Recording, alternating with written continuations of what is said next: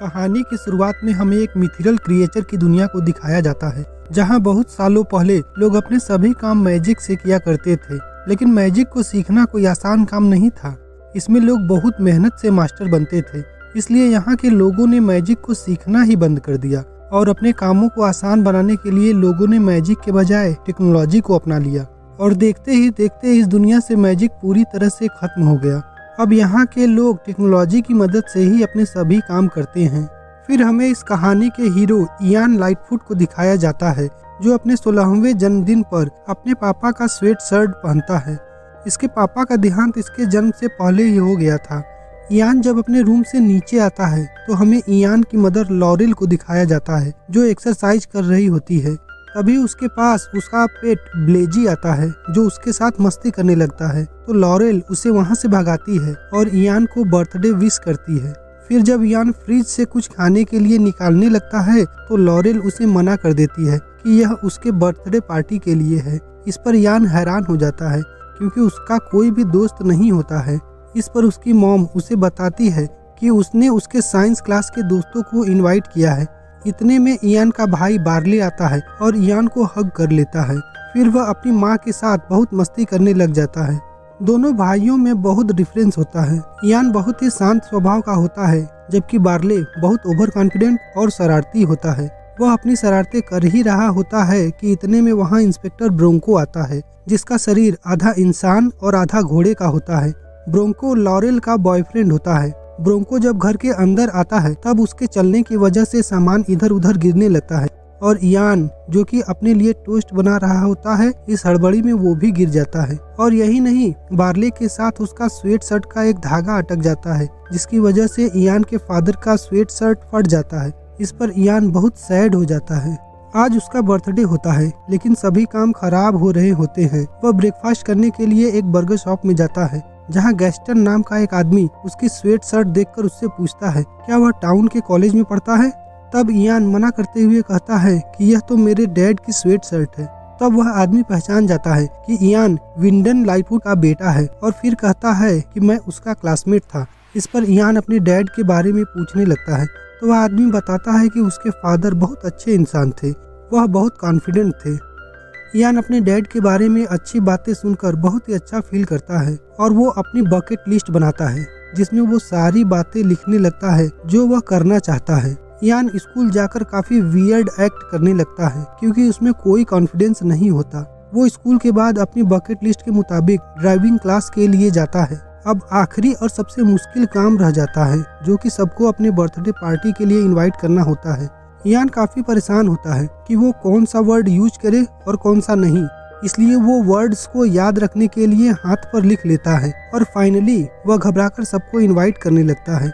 सब लोग मान जाते हैं। इयान सबको बस से आने के लिए कहता है, मगर उतनी ही देर में उसका भाई कार में लाउड म्यूजिक चलाए बहुत ही कूल एंट्री मारता है। इन सब में इयान गलती से अपना हाथ मुंह पर लगा लेता है, जिससे इंक उसके फेस पर लग जाता है। इयान उसे जितना साफ करता है वह उतना ही ज्यादा फैलता जाता है। इस पर वो हड़बड़ाकर कहता है कि मुझे अभी याद आया कि पार्टी कैंसिल हो गई है, और फिर वो अपने भाई के साथ कार में बैठकर वापस चला जाता है। अब इयान बहुत सैड हो जाता है। वह अपने बकेट लिस्ट से सब चीजें काटने लगता है। उस लिस्ट के लास्ट में बी लाइक डैड लिखा होता है, जिससे साफ जाहिर होता है कि वो अपने डैड से, जिनसे वो कभी भी नहीं मिला, उनसे कितना ज्यादा अटैच्ड होता है। वो अपने फादर की फोटो देखकर उनका एक रेडियो कैसेट निकालता है और उनकी बातें सुनने लगता है। फिर वो बाहर आकर अपने डैड की स्वेट शर्ट को सिलने लग जाता है।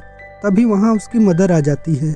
वह इयान का मूड ठीक करने के लिए उसको उसके डैड का दिया हुआ गिफ्ट देती है, जो कि उसके डैड ने इयान को उसके 16वें जन्मदिन पर देने के लिए दिया होता है, जो कि एक मैजिकल स्टाव होता है। उसके साथ साथ उसमें एक लेटर भी होता है, जिसमें एक स्पेल बुक होती है और एक फिनिक्स जेम होता है।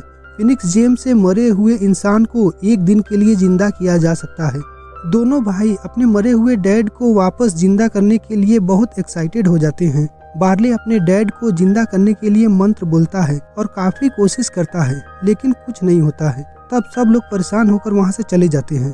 इयान स्टाव लिए हुए अपने रूम में आ जाता है और स्टाव के पास बैठकर धीरे धीरे उस मंत्र को पढ़ने लग जाता है, तो एकदम से स्टाव ग्लो करने लग जाता है।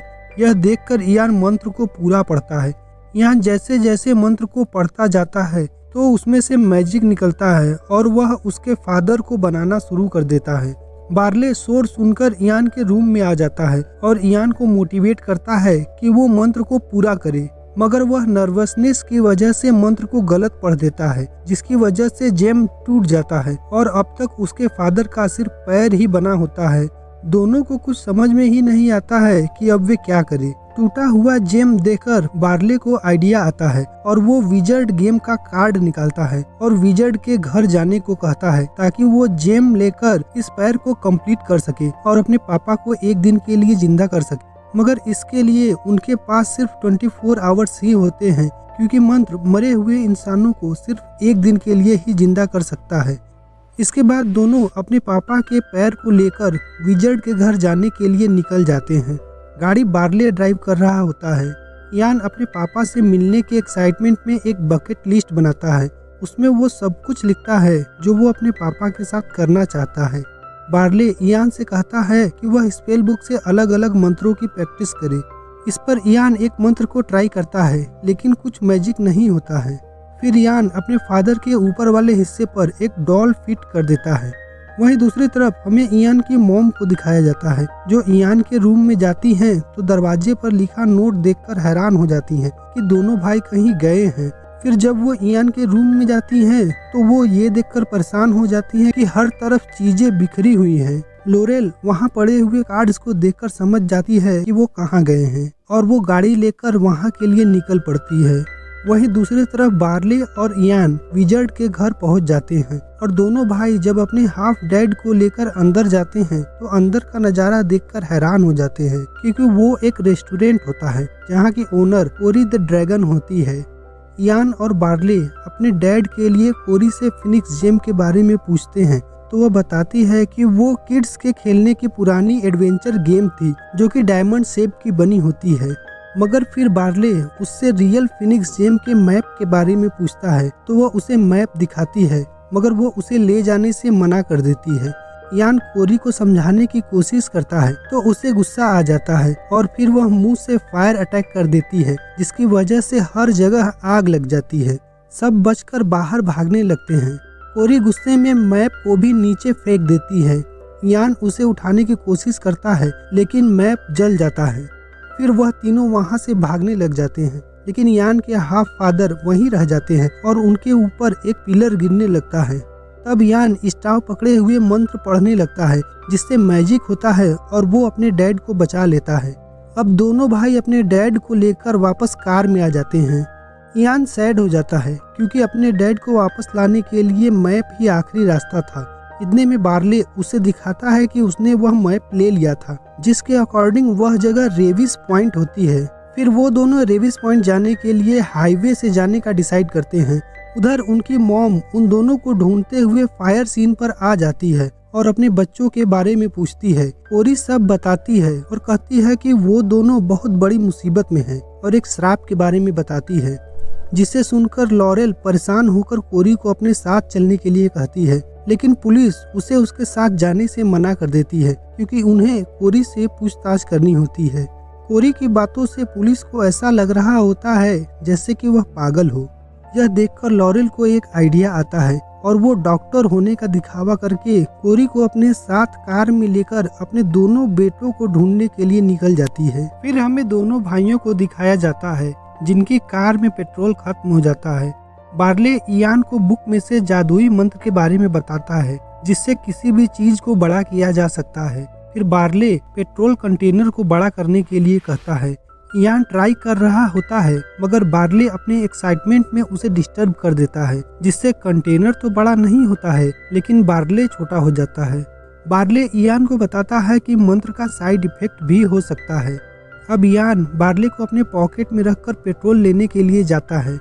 जैसे ही वे लोग पेट्रोल पंप पर पहुंचते हैं तभी वहां बाइक पर बैठे काफी स्पीड्स आ जाते हैं और वहां हड़कंप मचा देते हैं। इयान पेट्रोल भर रहा होता है और इधर बार्ले अपने साइज के एक स्पीड से बहस कर लेता है, जिससे गुस्सा होकर सभी स्पीड्स उन्हें मारने आते हैं। इयान अपने डैड और अपने भाई को उठाकर गाड़ी की तरफ भागता है और कार में पेट्रोल भरता है, लेकिन कार लॉक्ड होती है। तो बार्ले थोड़ी सी खुली विंडो में से अंदर चला जाता है और लॉक खोल देता है। लेकिन अब चूंकि बार्ले तो छोटा हो गया था, इसलिए इयान को ही ड्राइव करना पड़ता है। उधर गुस्से से भरे हुए सभी स्पीड्स उनका पीछा कर रहे होते हैं।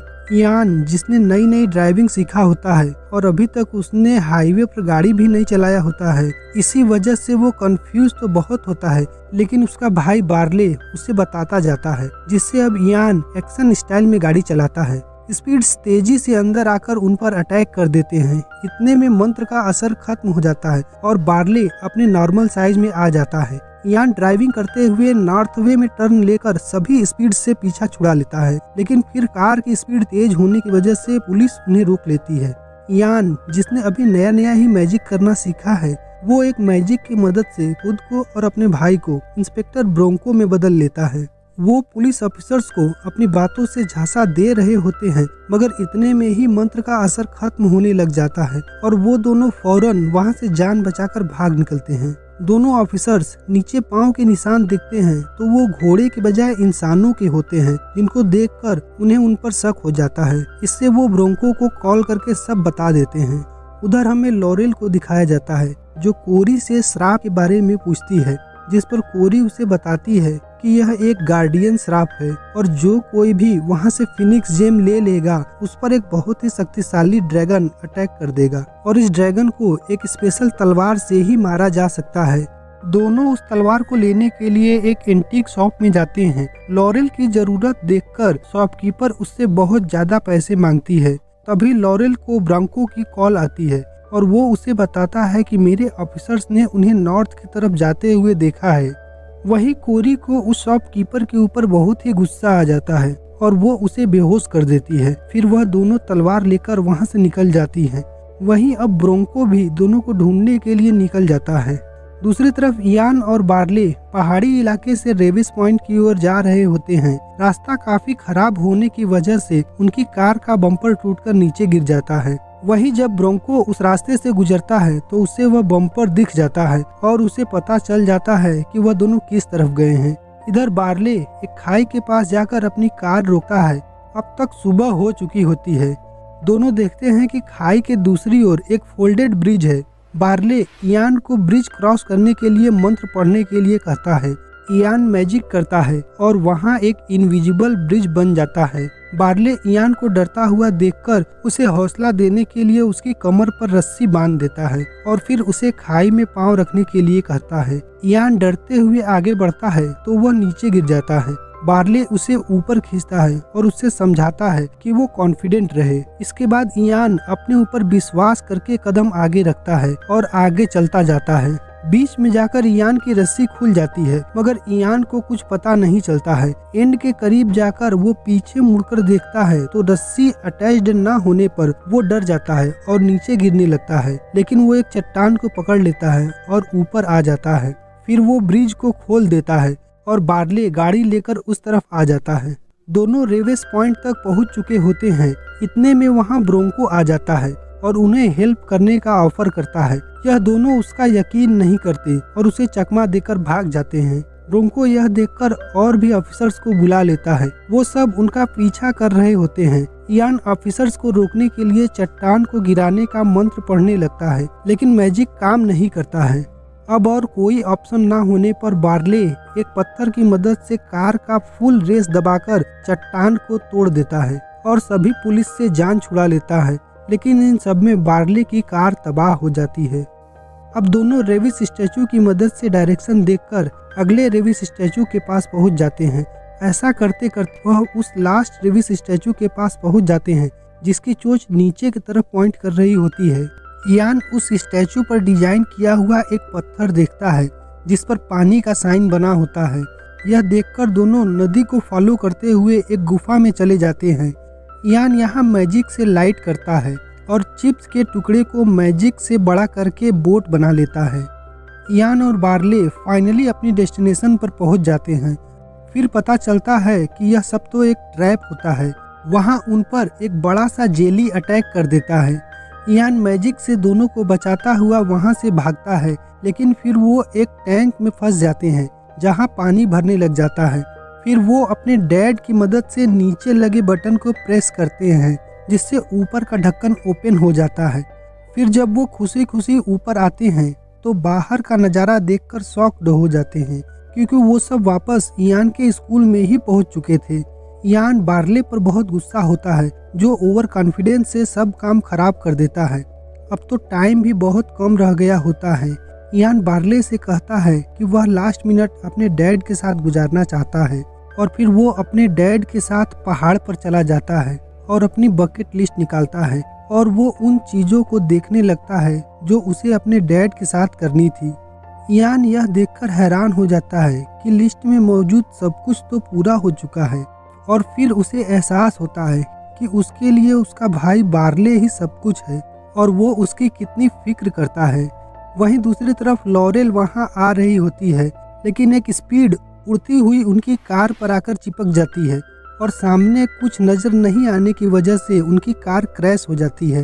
इधर बार्ले वहां पड़े फाउंटेन में पानी देखता है और वो रेविस पॉइंट से लिया हुआ पत्थर का टुकड़ा उसमें फिट कर देता है, जिससे फाउंटेन का मुंह खुलता है और अंदर से एक जेम निकलता है। बार्ले जैसे ही उस जेम को पकड़ता है तो उस फाउंटेन से मैजिक निकलने लगता है और वहां पड़े हुए चीजों से एक बहुत बड़ा ड्रैगन बन जाता है। वह जाइंट ड्रैगन उन पर अटैक करने की कोशिश करने लगता है, लेकिन इतने में ही उनकी मदर कोरी पर बैठकर उड़ते हुए वहां उनकी मदद के लिए आ जाती है और उस तलवार से उस ड्रैगन पर वार करने लगती है। वो उस ड्रैगन के पंख को काट देती है, जिससे वो नीचे गिर जाता है और उसे ऐसा लगता है कि वह मर चुका है। इधर फिनिक्स जेम लिए हुए दोनों भाई मैजिक की मदद से अपने डैड को पूरा वापस ला रहे होते हैं। इतने में ड्रैगन वापस जिंदा हो जाता है और अब तलवार भी पत्थरों के बीच में गिर जाता है। लॉरेल तलवार को पकड़ने की बहुत कोशिश करती है और वहीं इयान अपने स्टाव लिए मैजिक पर मैजिक करते हुए ड्रैगन को मारता है और बहुत ही कॉन्फिडेंट तरीके से फाइट कर रहा होता है। लॉरेल तलवार निकालकर इयान की तरफ फेंकती है तो इयान मैजिक से उस ड्रैगन को मार देता है। ड्रैगन वहीं खत्म हो जाता है और इयान उसके पत्थरों के बीच में फंस जाता है। उधर उनके फादर पूरे बन चुके होते हैं, लेकिन साथ ही उनके वापस जाने का टाइम भी पूरा हो चुका होता है। इयान उन पत्थरों के बीच से ही उन्हें बस दूर से देखता है और इतनी कोशिशों के बाद भी इयान अपने डैड से नहीं मिल पाता है। लेकिन इयान को इसका ज़्यादा दुख नहीं होता, क्योंकि उससे तो बार्ले की शक्ल में उसके डैड उसे मिल चुके होते हैं। फिर हमें कुछ समय बाद का सीन दिखाया जाता है, जहाँ यह वर्ल्ड फिर से पुरानी मैजिकल वर्ल्ड बन जाती है। लॉरेल अपने बॉयफ्रेंड ब्रोंको के साथ खुश रहती है। इयान अब स्कूल में मैजिक सिखा रहा होता है और वो अब सबके साथ खुश रहने लग जाता है। फिर इयान अपने भाई को एक नई कार गिफ्ट करता है, जिसे देखकर बार्ले बहुत खुश हो जाता है। फिर वो दोनों मैजिक से राइड पर निकलते हैं और यहीं यह मूवी एंड हो जाती है। फ्रेंड्स, अगर आपको यह एक्सप्लेनेशन पसंद आया है तो प्लीज़ इस वीडियो को लाइक कर दे और ऐसी और भी मूवीज़ एक्सप्लेनेशन देखने के लिए इस चैनल को सब्सक्राइब कर ले। और हाँ, इस वीडियो को देखने के लिए आपका तहे दिल से शुक्रिया।